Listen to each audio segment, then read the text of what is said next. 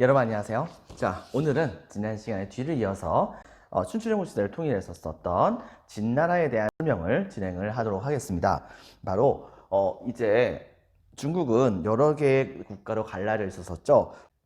전국시대 때 가장 강력한 7개의 영웅 국가들, 이들을 한마디로 뭐라고 부르냐? 여러분들 기억날까요? 바로 전국 칠웅이라고 합니다.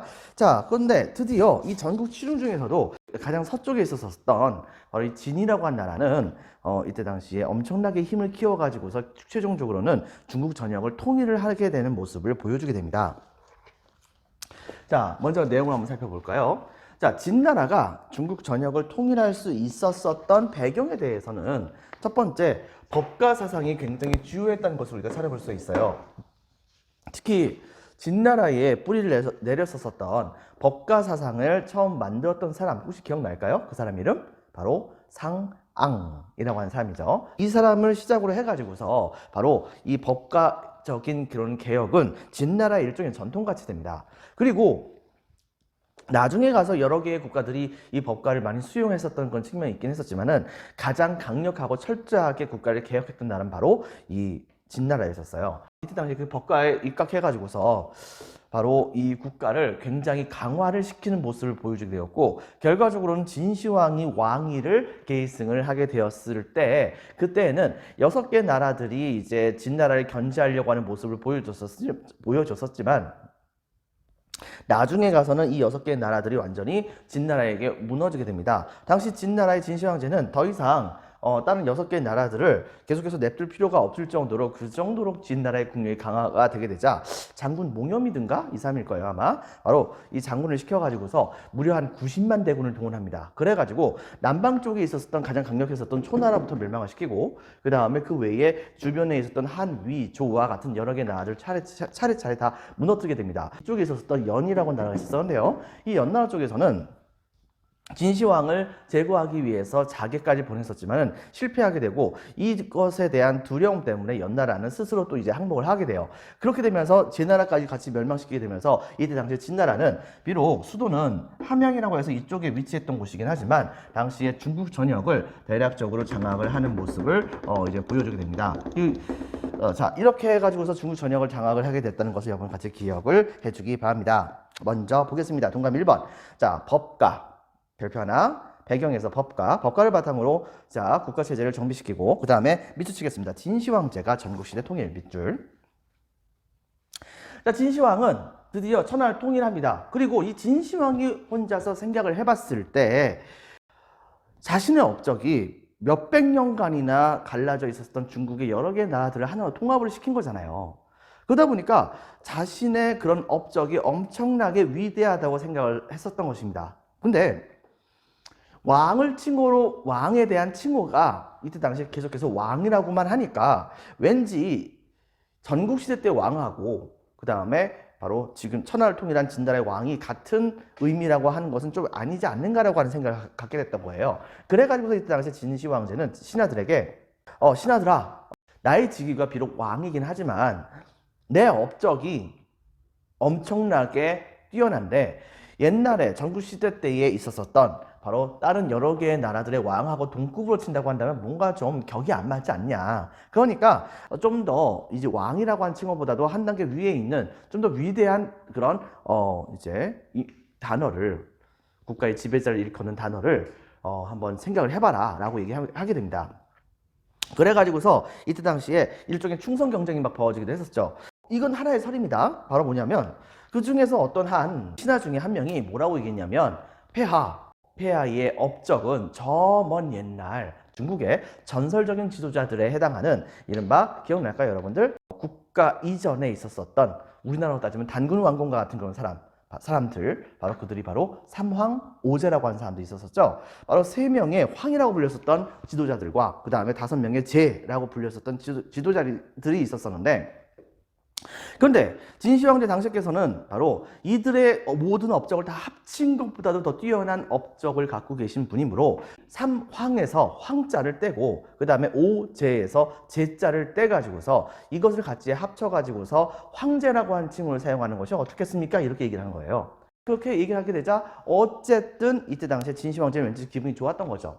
그래가지고서 바로 이 황제라고 하는 단어를 쓰게 되면서 자기 스스로를 황제라고 칭하면서 이 중국의 역사에서 황제라고 하는 단어를 처음으로 시작한 그런 사람이 되게 됩니다. 바로 그렇기 때문에 황제를 처음으로 시작한 사람이다 라고 해서 시황제라고 명칭을 붙이게 되었던 것이죠. 이 점을 같이 기억을 해주시고요.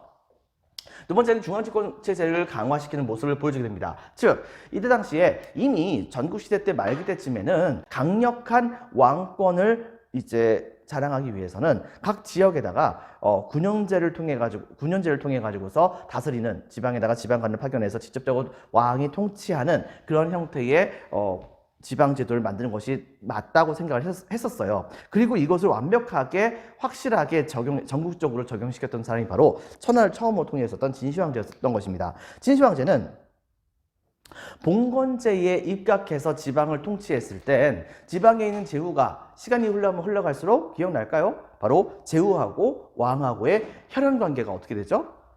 멀어지게 되죠. 이것 때문에 바로 춘추시대와 전국시대와 같은 그런 사건이 벌어지지 않았겠는가라고 얘기하면서 뭐라고 얘기했었냐면 추가적으로 바로 이런 문제가 있었기 때문에 봉건제가 아닌 왕이 직접적으로 지방에다가 지방관을 파견해서 통치하는 그런 제도를 실시해야 된다라고 주장해가지고서 그거에 따라서 전국을 큰 지역은 군으로 통치를 하고 좀 적은 지역의 경우에는 현으로 구성해가지고서 거기에다가 바로 군수라든가 현령과 같은 그런 사람들을 파견해서 직접적으로 통치하는 모습을 보여주게 됩니다. 여기서 제일 중요한 것은 그 지방으로 파견되었었던 지방관들, 바로 군수와 현령들은 사실은 그 지역에 파견되면 거기에서 계속해서 그 지역에 있는 사람들을 다스리는 게 아니에요. 몇 년 있다가 다른 데로 옮겨가야 됩니다. 중앙의 명령에 의해서. 여러분들, 당연히 그렇게 하다 보니까 자기의 자리를 자식들에게 물려줄 수가 없었겠죠. 또 한 가지, 이 군수와 현령에게 직접적으로 월급을 주는 사람이 누굽니까? 바로 황제거든요. 그러니까 군수와 현령의 경우에는 바로 자기에게 직접적으로 월급을 주는 사람에게 충성을 바칠 수밖에 없는 거예요.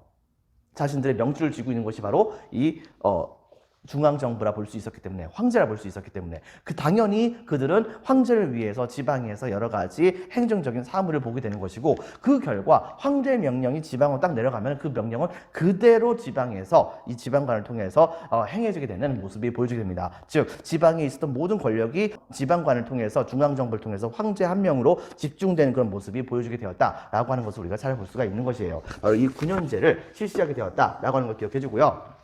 그 다음에 진시황은 전국을 통일한 다음에 지방에 있는 백성들에게 내가 너희들의 왕이다라는 것을 보여주기 위해서 마차를 타고 바로 이 중국 전역을 뺑글뺑글 돌았습니다. 근데 뺑글뺑글 돌려고 하면 거기에 바로 이 마차가 지나갈 수 있는 정도에 해당하는 도로가 좀 있어야 될 거 아니에요. 그래가지고 이때 당시에 전국적으로 이 도로망을 깔았는데요. 이 도로망은 지금 현재도 가끔 가다가 발굴이 되기도 한다고 합니다. 자, 근데 또 한 가지, 화폐도 통일합니다. 화폐도 통일하고 도량형도 통일하는데요. 근데 이제 문자도 이제 통일하기도 하는데, 여러분들 프린트 9페이지 한번 보면 화폐의 통일 한번 보세요. 화폐의 통일을 보면은 이제 왼쪽에 보이는 것은 포전, 그 다음에 오른쪽에 보이는 것은 도전이라고 합니다. 그리고 초나라, 남쪽에 있었던 초나라의 동전은 의비전, 개미 머리를 닮았다고 보통 얘기를 하는데요. 바로 이 동전들이 있었었고, 진나라의 그런 동전의 경우에는 가운데가 네모나게 뻥 뚫려 있는 반량전이라고 불리는 그런 동전이었어요.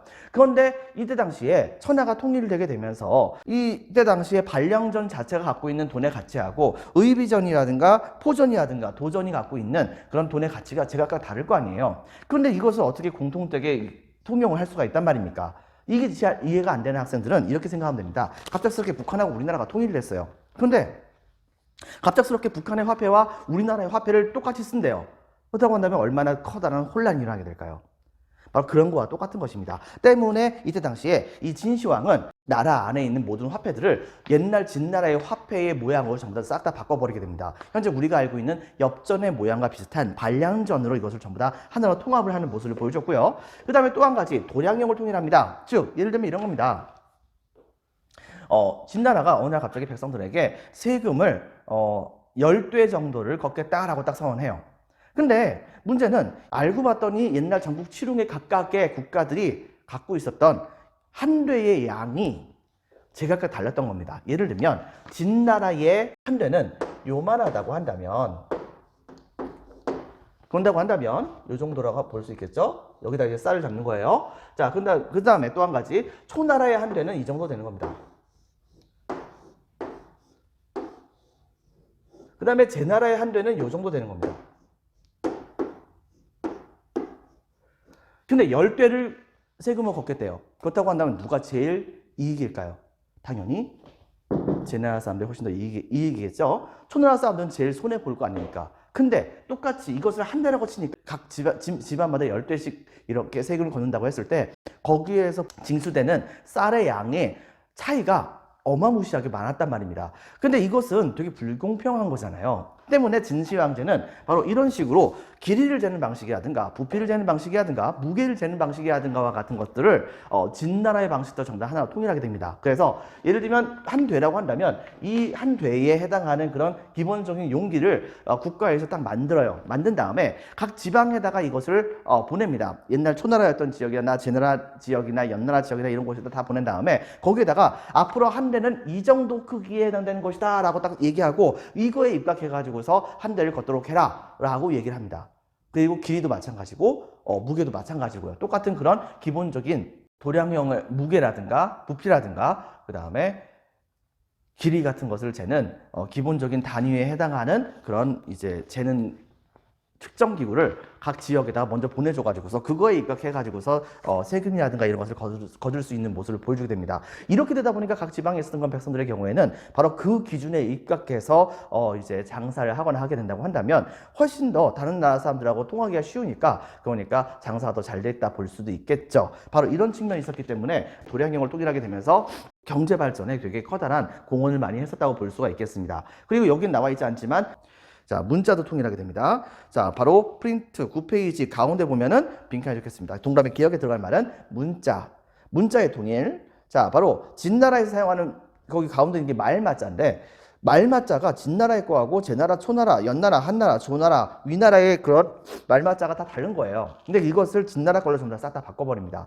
이렇게 되게 됨으로써 그럼 각 지역에 있는 많은 사람들이 똑같은 언어를 사용하게 되는 모습을 보여줬다 볼 수 있겠죠. 자, 이런 측면이 있었다는 걸 같이 기억해 주기 바라고 또 한 가지 법과 사상을 중심으로 해가지고서 이때 당시에 사상을 통일하게 됩니다.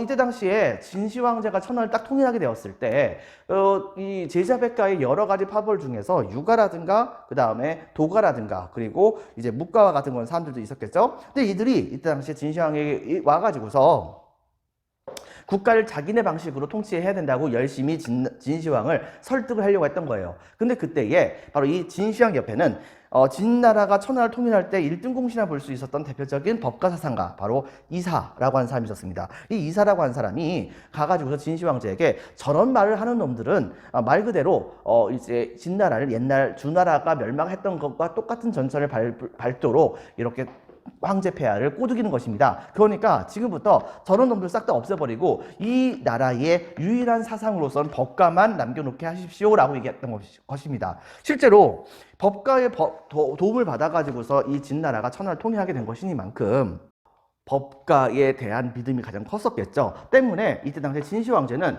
법가와 그 다음에 실용적인 학문을 담고 있었던 책들 일부를 제외한 나머지 모든 학문들, 유가, 도가 뭐 이런 것들을 싹 다 백성들에게서부터 뺏어가지고 다 불태워버립니다. 그리고 이거에 대해서 반발하는 특히 많은 숫자에 해당됐던 사람들이 전부 다 유학자인 경우가 많았기 때문에 이 유학자들을 강제로 잡아와가지고서 어떻게 했냐면 구덩이를 파가지고서 산채에다 묻어버렸었어요.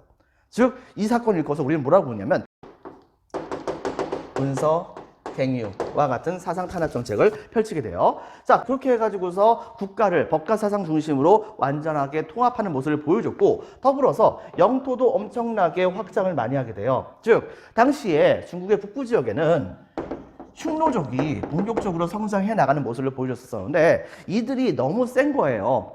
진나라의 군대의 상당수는 전부 다 보병이었는데 비해서 흉노족의 경우에는 대체로는 바로 기병인 경우가 많았었어요. 근데 고대 사회에서 보병을 지금의 일반 총을 갖고 있는 병사라고 친다면 고대 사회에서의 기마병은 바로 현재로 따지면 탱크입니다. 여러분 생각해 보세요. 탱크하고 보병하고 싸우면 누가 이깁니까?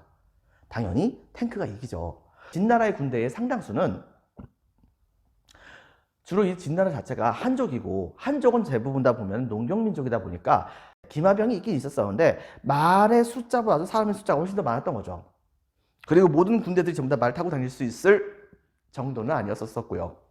그러다 보니까 주로 보병 중심의 군대를 많이 가졌던 데 비해서 흉노족의 경우에는 유목민족이다 보니까 북방에 살다 보니까 농사짓기가 너무 추운 거예요. 그래서 사람들은 떠돌아다니면서 이제 가축을 키우면서 돌아다니는 사람들이 많았었는데 이들 중심이 돼가지고서 유목민족 국가라 볼 수 있었던 흉노라고 하는 그런 나라가 세워지게 된 건데, 근데 이 흉노족의 경우에는 주된 업무가 바로 유목이다 보니까 이제 자기네들이 많이 갖고 있었던 동물들, 특히 그 중에서도 말을 많이 타고서 이제 전투에 임하는 경우가 정말 많았었습니다. 당연히 흉노족의 주된 주력은 기마병이라고 볼 수 있겠죠. 여러분 생각해 보세요. 기마병 때 진나라의 군대끼리 서로 싸우게 되면 누가 이길까요?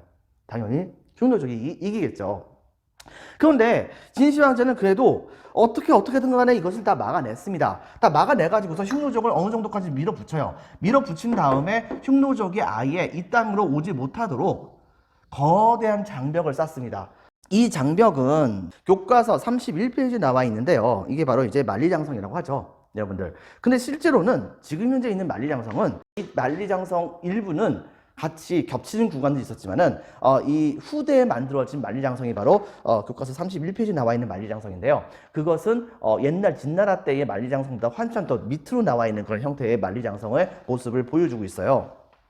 이 시대 때 만들어졌었던 만리장성은 대체로 흙으로 만드는 경우가 많았거든요. 생각보다 되게 크기도 한데요. 근데 어쨌든 간에 바로 이렇게 만리장성을 딱 쌓게 되면서 바로 이 흉노족이 말 타고서 여기를 건너오지 못하도록 만드는 모습을 보여줬던 것입니다. 자, 이렇게 해가지고서 흉노족을 어느 정도 밀어내고 그 다음에 남쪽으로 진격해가지고서 현재의 북부 베트남 지역까지를 어느 정도 차지하는 모습을 보여주게 됩니다. 영토 확장이 굉장히 많이 일어났다고 볼 수 있겠죠. 베트남 북부까지도 이제 차지하게 됩니다. 하지만 이제 문제가 생겨요. 그것은 바로 뭐냐면 멸망입니다. 바로 너무 무리하게 토목공사를 많이 했다는 거예요. 즉 만리장성을 여러분 생각해 보세요. 우리나라보다 훨씬 더 큰 여기서부터 여기까지 쭉 이제 장성을 쌓았다는 게 이게 말이 됩니까? 거기에 들어갔었던 인원의 숫자는 연인은 몇십만 명이 넘습니다. 그리고 거기에서 죽었던 사람들도 엄청나게 많았고요. 그런데 진나라가 무슨 돈이 있어가지고서 그 사람들 전부 다 고용해가지고서 바로 이 만리장성을 쌓았겠습니까? 실제로는 어떻게 썼냐면 법을 굉장히 엄하게 만드는 거예요. 예를 들면 선생님이 진나라 시대 때 살고 있었던 백성이라고 한다면 어느 날 배가 너무나도 고파요. 왜? 3일 동안 굶었어요. 너무 고파서 죽겠는데 어느 날 갑작스럽게 저쪽에서 누군가가 빵을 굽고 있어요. 나도 모르게 그 빵이 있는 곳에 가가지고서 주인이 잠깐 한눈 판 사이에 나도 모르게 그 빵을 딱 집어가지고서 열심히 먹고 있습니다. 근데 그만 주인한테 걸렸네요. 자, 그렇다고 한다면 주인은 나를 고발하겠죠. 선생님을 고발하겠죠. 그래서 선생님은 관청에 끌려갑니다. 관청에 끌려가고 선생님은 이제 잘못했다고 빌 수밖에 없습니다. 왜? 내가 그 빵을 훔쳐 먹은 것은 당연하니까. 그러자 지방관은 어떻게 하냐면 바로 그 자리에서 너 같은 놈은 바로 혼이 나야 된다 라고 얘기하면서 바로 그 자리에서 판결을 내립니다. 너는 지금부터 3년 동안 만리장성에 가서 성을 쌓는 업무를 담당하도록 해라 라고 하면서 이른바 만리장성 노역 3년형 뭐 이렇게 이제 판결을 딱 내려버리는 거예요. 여러분 생각해 보세요. 빵 하나 훔쳐 먹었는데 만리장성 쌓으러 3년 동안 가야 돼요. 문제는 국가에서 이 만리장성을 쌓는 사람들에게 먹을 것 같은 거 주느냐 이런 거 전혀 안 줍니다. 자기가 알아서 생겨가야 되는 거예요. 거기다가 플러스 바로 유목민족이라 볼 수 있었던 이 흉노족이 언제 쳐들어올지 누가 합니까? 그런데 그들도 다 막아내면서 이 장성을 쌓아야 되니까 자연스럽게 이 만리장성을 쌓으러 간 사람들은 상당수가 전부 다 죽음을 당하게 되는 경우가 정말 많았다고 합니다. 어느 정도였냐면 만리장성을 쌓다가 죽은 사람이 하도 많다 보니까 나중에는 그 죽은 사람을 성벽 안쪽에다가 아예 집어넣어가지고서 만리장성 벽과 같이 발라버리는 모습을 많이 보여주기도 했었어요. 엄청나게 많은 숫자에 해당되는 사람들이 죽음을 당하게 됩니다. 그러니까 백성들이 여기에 대한 불만이 되게 많이 있었겠죠. 그리고 또 한 가지 법과 의한 가혹한 통치, 이건 선생님이 얘기했었죠? 좀 전에 바로 만리장성 노역 3년형 뭐 이런 식으로요. 뭐만 자꾸만이라도 잘못하면은 노역형 만리장성 쌓기 위한 노역형 보내거나 아니면 죽여버렸어요. 그러니 백성들은 전부 다 벌벌 떨 수밖에 없겠죠. 자, 거기다가 유학자들도 같이 탄압을 합니다. 좀 전에 선생님이 설명했었던 사상에 대한 탄압은 이제 사람들에게 엄청나게 커다란 반발을 불러일으키게 되었다 볼 수 있겠죠. 결과적으로 어떤 일이 벌어졌느냐? 진시황이 살아있을 때까지는 괜찮았었어요. 아마도 진시황의 첫 번째 아들이 다음 때의 황제의 자리로 올라갈 거라고 생각을 했는데 무슨 일이 있었는지 모르겠는데 갑작스럽게 황제 자리에 올라갔던 것은 바로 막내 아들이었었던 호해가 진나라의 두 번째 황제가 됩니다.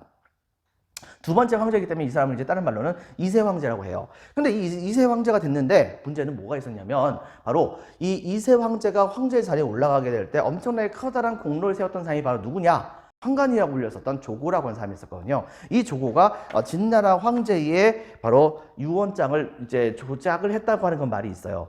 어쨌든 그 조고의 덕분에 이때 당시에 이세 황제는 황제의 자리로 올라갈 수가 있었던 것인데 이 사람은 황제로서 국가를 통치하는 방법 이런 걸 잘 몰랐던 사람이에요. 때문에 실질적인 모든 정치는 바로 이 조고가 담당을 하게 됐거든요. 근데 여러분들 그런 거 한 가지 생각을 해주세요.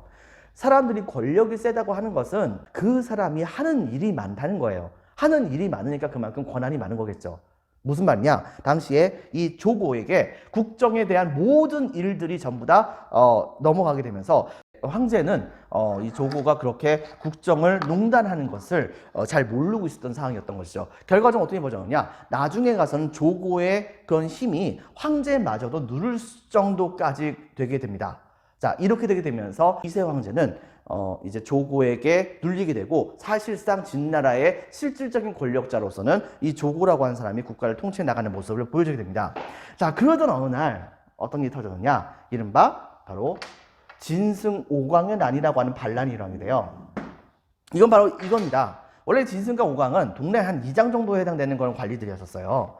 근데 어느 날 A라고 하는 지역에 바로 이 진승 오광이 살고 있는 그런 지역 청년들을 징집을 해가지고서 공사에 투입을 하라고 하는 명령이 국가에서부터 떨어졌어요. 그렇기 때문에 이들은 이때 당시에 자기 지역에 있는 청년들을 데리고서 이 지역으로 가고 있었죠.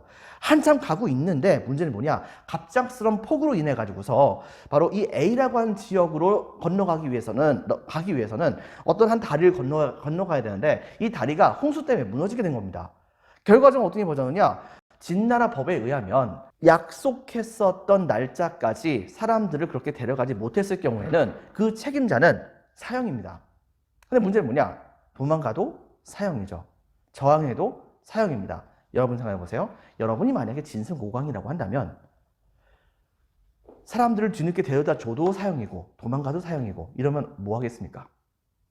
하다못해 이 세상에 대해서 이게 말이 되는 세상이냐? 라고 하면서 저항을 하려고 하는 생각이 있지 않겠습니까?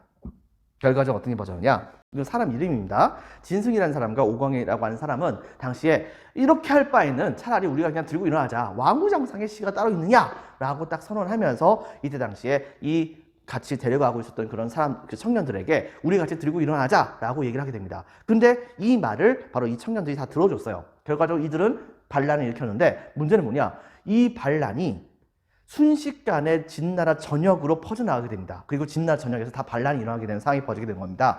그래가지고 이들이 엄청나게 기세를 많이 올리게 됐었는데 당시에 바로 이 권력자라 볼 수 있었던 이 조고는 바로 이들을 진압할 수 있는 아주 기발한 아이디어를 냅니다. 그것은 바로 뭐냐면 만리장성을 싹으로 보냈었던 바로 이 범죄자 집단들 있죠. 이 노예군들에게 다음과 같이 명령을 한 거예요. 너희들은 바로 지금 이 순간부터 너희들의 죄를 사면을 해주겠다. 대신에 너희들은 우리가 유능한 장군님 한 명을 너희들한테 보낼 테니까 바로 이 장군님의 명령을 들어가지고서 저 진승 오광의 반란을 진압하도록 해라 라고 얘기한 거죠. 결과적으로 어떻게 벌어졌느냐? 바로 이 노예군들은 득달같이 내려와가지고서 진승 오광의 난을 진압을 실제로 합니다. 하지만 문제가 생기죠. 그것은 바로 무엇이냐? 이때를 기회로 삼아가지고서 옛날 멸망했었던 나머지 6개 나라의 귀족 출신에 해당되는 그런 사람들이 진나라에게 이제 저항할 수 있는 때가 왔다고 스스로 생각을 해가지고서 자기네들끼리 뭉치게 되는 상황이 벌어지게 됐던 것입니다. 그런 과정 중에서 이 전국시대의 두 번째로 강했던 나라가 바로 어디였냐면 남쪽을 차지하고 있었던 초나라였었어요. 이 초나라의 바로 귀족들은 옛날 멸망했었던 초나라의 후손에 해당되는 사람을 어떻게 아름아름으로 찾아가지고서 농사 짓고 있었던 이 사람을 데려와가지고서 자기네들의 왕으로 삼습니다. 초나라가 다시 이제 복구가 된 거죠. 그리고서 본격적으로 이제 진나라에게 저항하는 모습을 보여주게 돼요. 자, 이렇게 되게 되자 반란군이 되기를 희망했던 많은 사람들이 이 반란군에 이제 가담을 하게 됩니다. 대표적인 사람 중에 한 명은 태산을 들었다 놨다 할 수 있을 정도로 엄청나게 힘이 셌다고 여겨졌었던 바로 항우라고 하는 사람이 있었고요. 원래는 동네 깡패였던 사람입니다. 근처에 있는 산속에 들어가가지고 거기서 산적질을 하고 있었던 사람이었어요. 근데 진승 오광의 반란으로 인해 가지고서 자기의 고향이 위태하게 되자 그 산적들을 데리고서 자기 고향 있는 쪽으로 내려와가지고 거기를 지켰던 그런 사람이었었습니다. 결과적으로 그 지역의 유지가 이 사람을 되게 잘 봐가지고서 자기 딸까지도 시집을 보냈었던 사람이죠. 그 사람은 바로 유방이라고 하는 사람입니다. 이 유방이라고 하는 사람이 당시에 바로 이 진승오광의 난이 진압이 된 다음에 바로 이 초나라 지역의 반란군에 같이 참여를 하게 되는 거예요. 이 유방은 딱 한 가지 엄청나게 뛰어난 게 있어요. 그것은 바로 뭐냐면 사람을 좀 끌어들이는 매력이 있습니다. 굉장히 사람들에게 친근하게 다가가고 그 사람을 내 편으로 만드는 독특한 그런 능력이 있었다는 것을 말하는 거예요. 그래서 그런 것일까요? 이 유방의 주변에는 굉장히 많은 바로 능력 있는 사람들이 많이 몰렸다고도 합니다. 바로 이런 유방과 항우와 같은 사람들이 바로 이 초나라를 중심으로 해가지고서 진나라에게 저항을 하기 시작을 했던 것이죠. 결과적으로 어떻게 벌어졌느냐? 이 새롭게 초나라의 왕으로 추대됐던 사람은 바로 진나라를 멸망시키고 진나라의 수도를 장악하는 자에게는 진나라가 옛날 통치하고 있었던 그런 땅에 제후왕으로 삼도록 하겠다라고 이때 당시에 선언을 하게 됩니다. 그렇다고 한다면 초나라의 왕은 뭐가 되는 것이냐? 제후보다는 한 단계 위에 있는 사람이니까 이제 황제가 되는 거겠죠. 자, 이렇게 딱 얘기하게 되니까 누구든지 간에 바로 여기로 가려고 열심히 노력을 하는 모습을 보여주게 됩니다. 자, 그런데 이때 당시에 바로 이 항우의 경우에는 정말 미친 듯이 싸움을 잘했었어요. 그래가지고 당시에 이쪽에 올라가다가 저항하는 세력들이 있으면 정말 다 박살냈습니다. 심지어는 바로 진승오광의 반란을 멸망시켰었던 바로 이 만리장성 그 노예군 있죠. 이 노예군을 파견해가지고서 항우의 군대와 전투를 벌이게 했는데 이 싸움에서 이때 당시에 항우가 승리를 해요. 승리를 하고 항복했었던 그런 이 만리장성 노예군들이 있죠. 이 노예군들이 중간중간에 약간 좀 삐딱선을 타면서 우리한테 이렇게 대우를 막 하지? 막 이런 식으로 불만을 이야기하는 그런 사람들의 목소리를 살짝 듣게 되자 이들이 나중에 배반할까 바로 염려가 되어서 이들을 전부 다 먼 그 절벽 있는 데로 끌고 가가지고서 거기서 20만 명에 해당하는 사람들 다 밀어버립니다. 절벽 아래로. 그래가지고 다 죽여버렸었어요. 엄청나게 잔인하고 엄청나게 잘 싸운 사람이었던 것이죠. 여러분 한번 생각해 보세요. 이 항우가 그렇게 항복한 사람들도 그런 식으로 죽여버리다 보니까 당연히 항우가 쳐 올라가는 그런 모든 관문에 있었던 그런 진나라의 장수들은 항우에게 항복해봤자 죽고 도망가도 죽으니까 이렇게 할 바에는 어떻게 하느냐? 바로 죽기 살기로 싸우겠죠. 그래서 정말 죽기 살기로 싸웠습니다. 문제는 항우가 더 잘 싸웠다는 거예요. 그래가지고서 이 항우는 죽기 살기로 싸우는 진나라의 그런 모든 군대들을 완전히 다 박살내면서 이때 당시에 진나라의 수도였던 함양이 있는 곳으로 막 쳐 올라가게 됩니다. 근데 좀 전에 선생님이 얘기했다시피 유방이라고 하는 사람은요, 매력이 철철 넘치는 사람이라고 했었어요. 이 사람의 경우에는 바로 진나라가 수비하는 그런 관문에 딱 도착을 하자마자 제일 먼저 한 것이 바로 무엇이냐? 바로 성문에 있었던 그런 사람들의 상당수를, 그 장수들을 바로 자기 편으로 끌어들이려고 했었던 거예요. 그러다 보니까 이때 당시 진나라의 장수들의 경우에도 어차피 진나라가 지금 무너져 가고 있는데, 그런데 자기네들이 항복할 수 있는 통로를 이 유방이 마련해 주다 보니까 하나같이 전부 다 항복을 해버렸던 것입니다. 그래가지고서 유방은 되게 손쉽게 함양 있는 쪽으로 막 쳐 올라가게 돼요. 여러분 한번 생각해 보세요. 미친 듯이 싸우는 거하고 항복 받으면서 올라가는 거하고 어느 게 더 빨리 함양까지 쳐들어갈 수가 있겠습니까? 당연히 항복 받으면서 올라가는 것이 훨씬 더 빠르겠죠. 그래가지고서 그 군대가 함양 근처까지 올라가게 되는 그런 상황이 벌어지게 됩니다. 이렇게 되자 이때 당시에 조고는 자기가 계속해서 그 자리에 있으면 나중에 이 반란군들에게 죽임을 당할 가 되게 걱정됐던 거예요. 그래서 자신의 희생양을 찾기 위해서 어떻게 했었냐면 바로 자기가 황제로 만들어줬었던 이세 황제를 세상을 어지럽힌 죄목으로 죽여버립니다. 죽이고서는 그 다음에 자신이 사약을 보내가지고서 죽게 만들었었다고 여겨졌었던 바로 이 진시황의 첫 번째 아들 있죠. 이 사람은 죽었거든요. 근데 그 사람의 또 첫 번째 아들이 있었습니다. 이 사람의 집으로 사람을 보내가지고서 그 사람에게, 정확히 얘기하면 진시황의 장손이었었죠. 이 사람에게 바로 진나라의 황제의 자리를 주겠다라고 딱 얘기를 합니다. 하지만은 이 사람은 바로 이제 3세 황제가 된다고 볼 수 있는데, 바로 이 사람은 진나라가 그렇게 무너지게 됐던 가장 큰 이유가 바로 이 조고 때문에 그랬다는 것을 알아가지고서 바로 자기가 황제가 된다고 선언하면서 이때 당시에 조고를 자기 집으로 끌어들여가지고서 죽여버립니다. 죽여버리고서 그 다음에 진나라의 3세 황제로 즉위를 하게 됐던 것이죠. 그리고서 백성들의 마음을 얻긴 했습니다. 그러나 이미 진나라의 구군은 기울였어요. 그렇게 조고를 제거한 지 몇십일 지나지 않아서 드디어 유방의 군대가 함양 근처까지 도착을 하게 됩니다. 그런데 이들과 맞서 싸울 수 있는 군대가 이 진나라에겐 더 이상 없었던 거예요. 그래가지고 이때 당시에 이 3세 황제는 스스로 수레 위에다 올라가가지고서 자기의 목에다 밧줄을 걸고 그 다음에 이 유방을 만나러 갑니다. 그래서 거기에서 유방에게 내 백성을 냅두고 나를 대신 죽여달라 라고 얘기를 했는데, 당시에 바로 유방은 바로 그 자리에서 바로 이 3세 황제를 용서를 하고 3세 황제와 같이 손을 잡고 함양에 딱 들어갑니다. 그리고서 뭐라고 얘기했냐면, 나는 진나라 백성들을 죽이러 온 게 아닙니다. 나는 바로 당신들을 진나라의 법에서부터 해방시켜주기 위해서 온 것입니다. 이렇게 얘기한 거예요.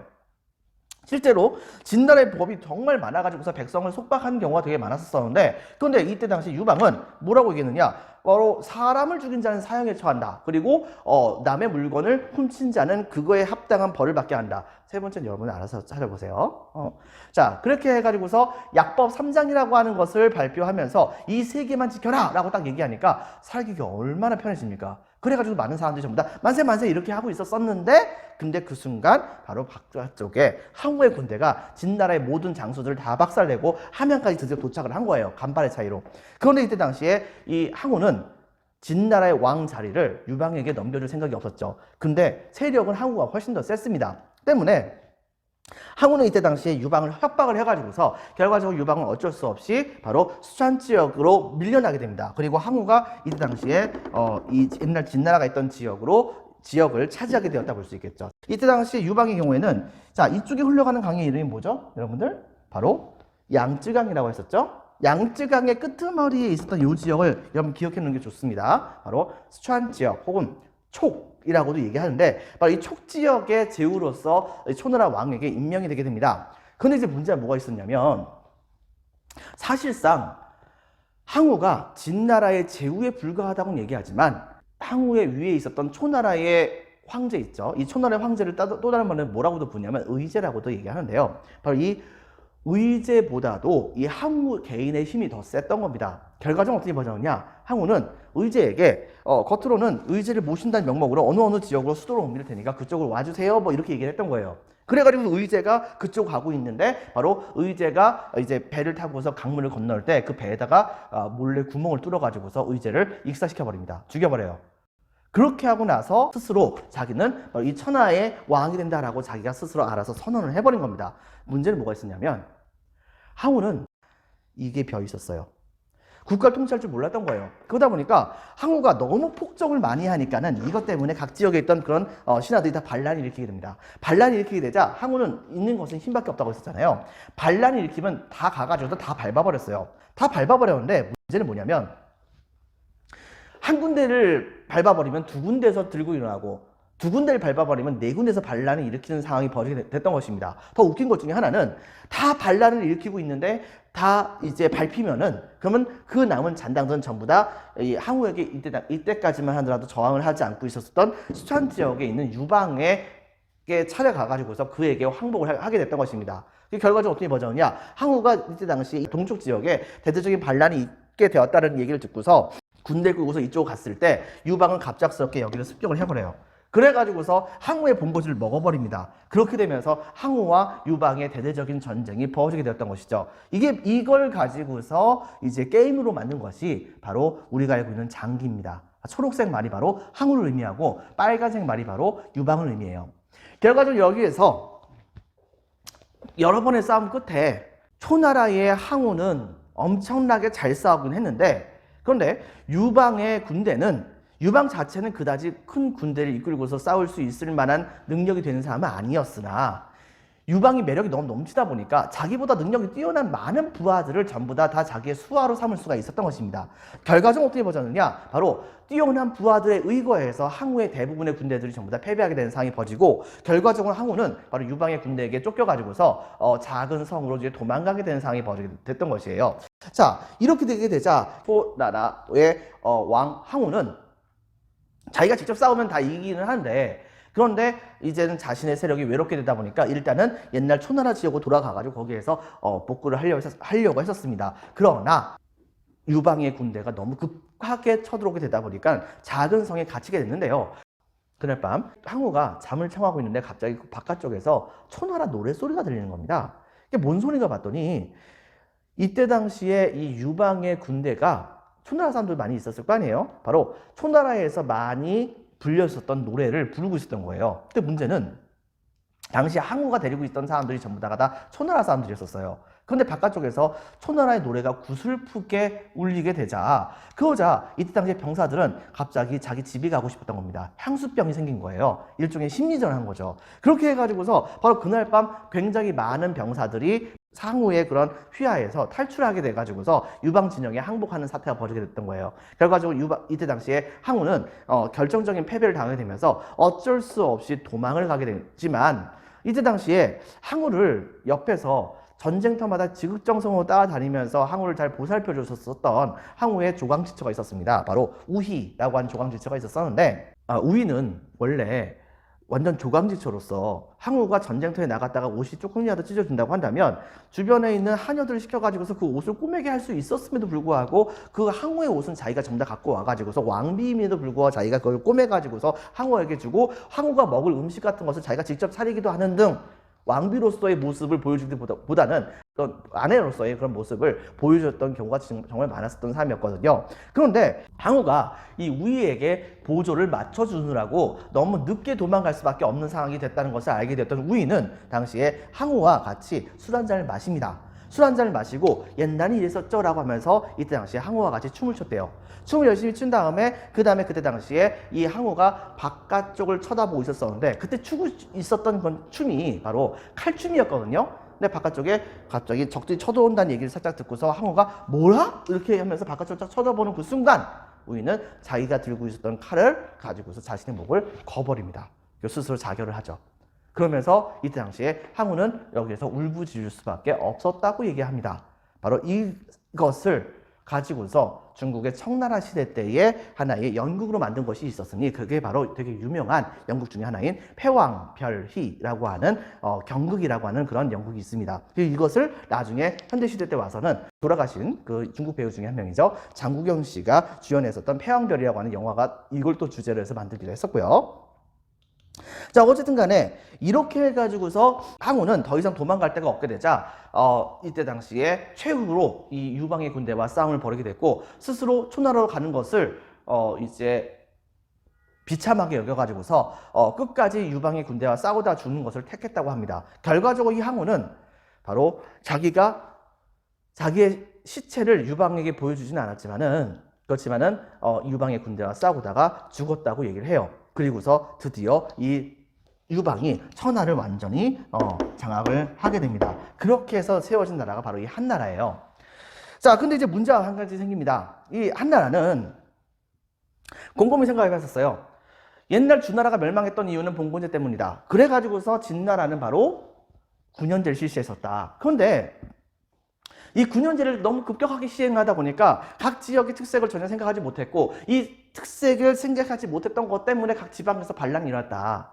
그렇기 때문에 9년제를 전국적으로 시행하는 것은 분명히 무리가 있다는 것을 알게 된 거예요. 진나라를 물리치기 위해서 등장했던 게 바로 한나라기도 하잖아요. 근데 이 9년제의 가장 큰 장점 중에 하나는 황제권을 강화시킨다는 그런 측면이 있었습니다. 때문에 어떻게 할까 고민하던 유방은 바로 이 9년제와 봉건제를 짬뽕을 시켜요. 즉 한고조 유방이 이것을 건립을 했고요. 중국을 통일했고 그다음에 궁국제라고 하는 걸 실시했었는데 이게 바로 뭐냐면 9년제와 그 다음에 봉건제를 짬뽕을 시킨 것으로서 자 먼저 보면 수도는 장안성이라고 하는데 이 장안성에다 수도를 두고 이 장안성을 중심으로 해가지고서 이쪽에 해당되는 지역들은 전부 다 한나라의 황제가 직접적으로 통치를 해요. 하지만 수도가 여기인데 수도의 입장에서 봤을 때 먼 곳에 해당되는 뭐 이쪽 지역, 이쪽 지역 이런 지역 같은 경우에는 바로 그 지역의 특성을 살려가지고서 그 지역의 자체적인 그런 제후를 파견합니다. 그 제후가 바로 그 지역을 자식들에게 물려주면서 통치할 수 있는 봉건제를 이 변방 지역에다가 실시하는 모습을 보여줘요. 즉 변방 지역은 동무제를 실시하고 그 다음에 수도 중심의 넓은 지역은 군현제가 통치하는 이른바 군국제라고 하는 제도를 실시하게 됨으로써 나름대로의 절충을 하는 모습을 보여주게 됩니다. 자, 그렇게 하고 백성들이 전쟁 때문에 죽어가는 경우가 되게 많았기 때문에 이런 백성들의 생활을 안정시키고자 바로 백성들에게 한동안 세금을 계속해서 걷지 않는 모습을 보여주기도 했었어요. 물론 이제 중간에 정치적인 싸움이 있었어요. 바로 유방이 생각을 했을 때 적어도 여기 있는 사람들이 한나라의 황실과 혈연적으로 관계가 있는 사람이라고 한다면 그래도 한동안 좀 믿을 수가 있는데, 공신의 경우에는 지금 현재는 유방에게 충성을 바치겠지만 이 제후들의 공신들의 후예들이 바로 제후가 되었을 때 바로 그들이 한나라의 황제에게 직접적으로 충성을 바칠 것이라고 하는 보장이 없잖아요. 때문에 나중에 각종 누명을 씌워가지고서 성씨가 다른 유씨성이 아닌 그런 사람들은 전부 다 이 제후의 자리에서 강제로 쫓아내가지고서 누명을 씌워가지고서 쫓아내고 그 다음에 그 자리에다가 바로 이제 유씨성을 갖고 있는 제후들을 임명하는 모습을 많이 보여주기도 했었습니다. 하지만 이랬었던 유방도 엄청난 수모를 한번 당한 적이 있었죠. 바로 북방 지역에서 성장하고 있던 이 흉노족이 진나라 때는 잠깐 줄어들었다가 진나라에서 한나라로 넘어가는 그 시기에 갑자기 힘이 되게 세지게 됩니다. 한나라가 천하를 막 통일했을 때 바로 그때야말로 한나라가 이제 완벽하게 강한 나라로 정착하기 전에 미리 쳐버리겠다는 생각에 몇십만 명이 넘는 건 대군을 끌고 와가지고서 한나라를 침공하는 사태가 벌어지게 된 거예요. 그런데 이때 당시 유방은 자기도 이제 군대 몇십만 명을 데리고서 직접 싸우러 나가는데 여기에서 그만 유방의 군대가 패배하게 되고 유방을 따르는 직접 친위 군대가 당시에 이 흉노족의 군대에게 포위를 당해가지고서 작은 성에게 갇히게 되는 건 상황이 벌어졌던 것입니다. 결과적으로 유방은 살기 위해서 어쩔 수 없이 흉노족의 왕, 이때 당시에 흉노족의 왕을 선우라고 했었거든요. 선우에게 뇌물을 바치고서 이제 간신히 탈출할 수가 있었었는데요. 이 일이 있고 나서 한나라는 확실히 흉노에게 안 된다는 것이 만천하에 공표가 되게 됩니다. 그리고서 흉노조는 유방을 풀어준 대가로서 앞으로 매년마다 한나라는 한나라의 특산품들을 바로 흉노족의 왕에게 갖다 바쳐야 한다라고 하는 것을 약속하게 합니다. 그리고 한나라의 공주를 반드시 흉노족의 왕에게 시집 보내야 된다라고 하는 부분도 같이 약속을 하게 만들었던 것이죠. 이렇게 해가지고서 결과적으로는 이 한나라는 계속해서 흉노에게 수모를 당하면서 물자를 갖다 바쳐야 되는 그런 신세를 지게 됐던 것입니다. 하지만 이것에 대해서 불만을 갖고 있었던 사람들은 한나라의 황제들 전부 다 그랬었던 것이죠. 그리고 나중에 이거에 대한 복수를 하게 됩니다. 이것은 다음 시간에 하도록 할게요. 자, 그래서 내용을 보면 다음과 같은 것을 우리가 찾아볼 수가 있겠습니다. 자, 별표 2개, 진시황의 개혁정책, 왕권 강화, 자, 시황제, 첫 번째 황제임을 칭했다. 밑줄 쳐주고요. 자, 중앙집권체제 강화에선 동그라미 1번 황제, 빈칸에 적겠습니다. 황제가 직접 지방관을 파견하여 지방을 통치하는, 빈칸에 적겠습니다. 군현제를 실시합니다. 동그라미 2번 도로망을 정비하죠. 동그라미 3번 화폐를 새롭게 이제 정하고, 동그라미 4번 도량령을 통일하고, 그 다음에 동그라미 5번 문자도 통일하는 모습을 보여주게 됩니다. 동그라미 6번 법가, 빈칸에 적겠습니다. 법가를 중심으로 사상을 통일하게 되었으니 이렇게 되는 과정 중에서 일어났었던 무리수가 바로 분서갱유라고 하는 것을 기억을 해주기 바랍니다. 영토 확장에선 동그라미 1번 흉노를 몰아내고, 빈칸에 적겠습니다. 만리장성을 축성하고, 동그라미 1번, 동그라미 2번 베트남 북부까지 영토를 확장합니다. 하지만 멸망 별표 하나. 자, 동그라미 1번 무리한 토목공사가 진행됐었죠. 대표적으로 만리장성, 그 다음에 뭐 진시황의 궁궐이라 볼 수 있었던 아방궁, 뭐 이런 것들을 많이 만들었대요. 동그라미 2번 법과에 의한 가혹한 통치를 실시했고, 동그라미 3번 유학자를 탄압합니다. 바로 대표적인 사건이 분서갱유. 그리고 시황제 죽은 다음에는 빈칸에 적겠습니다. 진승, 그 다음에 오광, 진승, 오광의 난이 일어났다는 것을 기억해 주고요. 이런 반란에 의해서 이제 밀려서 멸망을 하게 됩니다. 자, 2번. 한 제국과 흉노에서는 먼저 흉노에 대해서 먼저 본다고 한다면 기안전 4세기 말 때쯤에 초원지대 장악, 밑줄. 초원지대는 보통 북쪽입니다. 나무가 잘 자라지 못해요. 왜? 너무 추워서. 자, 그 다음에 진 멸망 후에 이들은 점차 성장했다가 나중에 빈칸에 적겠습니다. 어딜 공격했었죠? 바로 한나라. 자, 흉노가 필요한 물자를 어디가 제공한다는 조건? 바로 한나라겠죠. 한이 제공한다는 조건으로 화친하게 됩니다. 그리고 자, 동그라미 2번. 이랬을 때 그러면 한나라는 어떤 상황이었느냐? 별표 하나. 한의 성립에서는 한 고조, 누구였었죠? 한나라의 첫 번째 황제. 한 나라 세운 사람 바로 유방. 유방이 한을 세워 중국 통일 박스. 동그라미 1번. 자, 군국제를 실시합니다. 군국제를 실시하는데 수도 근처는 무슨 제로? 바로 군현제로. 그 다음에 변방은 친척이나 공신을 제후로 세워서 봉건제로 통치하는 그런 제도가 바로 그것이다 라고 하는 것을 기억해 주고요. 네, 마지막 동그라미 2번 바로 농민들의 생활 안정을 추구하는 모습을 보여주게 됩니다. 자, 오늘은 여기까지 하는 것으로 할게요. 여러분들 수고 많았습니다. 감사합니다.